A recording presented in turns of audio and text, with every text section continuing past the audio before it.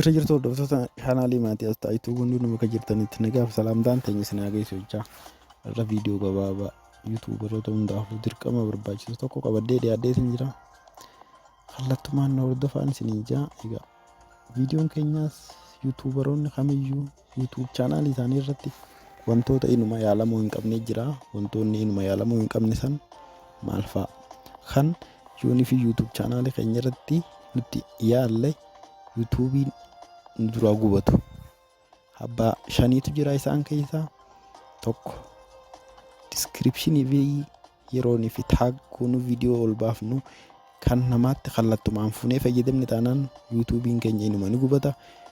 Akkasumas commentii irratti wantoota adda addaa wantoota inuma subscribe naa godhi anis siifin godha juufaa waan adda addaa commentiin taane olii barreessuu sunis YouTube chaanaalii keenya ni guba. Inni biraa muuziqaa namaa murree muuziqaa keenya YouTube chaanaalii keenya jala godhu inuma YouTube chaanaaliin numa dura ni gubata yoonii fi wantoota kanneen goone.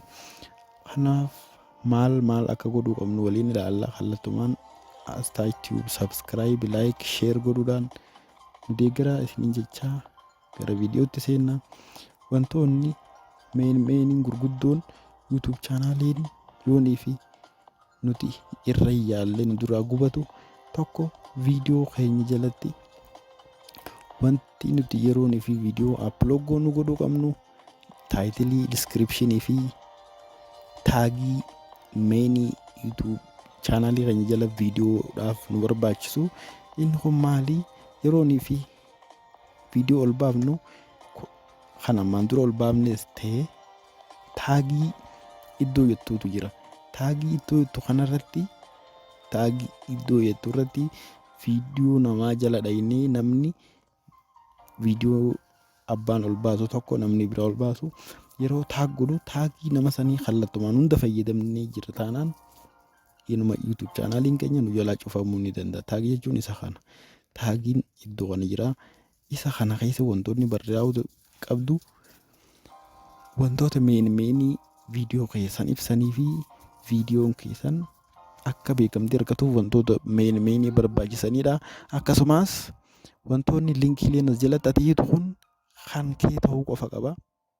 Inni biraa yeroonii fi YouTube chaanaalii jalatti viidiyoo ol baaftan wantoonni kanatti HTTP jettanii hypertext transfer protocol jettanii guutan yeroonii fi yoonii fi inuma hiikaan qabne wanto akkanumatti cal jettanii barreessitan taate YouTube chaanaaliin keessan YouTube yeroonii fi moonii taatan ni ilaala. YouTube community'n YouTube keessan ni gubata.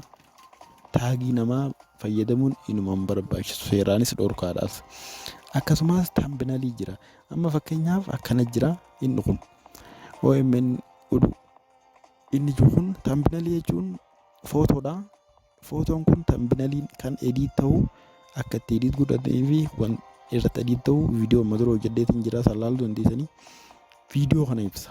Amma viidiyoo kana yoon banee seenee inni kun footoo hin jiru garuu thumbnail jaamaa yeroonii fi viidiyoo ol baafnu iddoo kophaarra kaa'ama. Thumbnailiinis inuma kan namaa fayyadamuun hin danda'u. Dhorkaadha. Thumbnailii namaa fayyadamuun chaanaalii keenyarra miidhaa guddaa qaba. Kanarraayis of eeguun dirqama ta'a.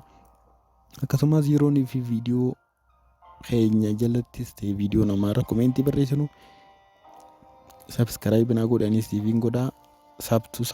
Wantoota adda addaa jira. Wantoonni inuma afaan namaatiin hor barreeffamaan fayyadamuun taane edda akkasitti dhimmi barreessitan waan biraatiin bakka buuftanii akka siistama biraatiin fayyadamtanii waliin haasa'uu ni dandeessan malee subscribe naa godhanis TV'n godhaa.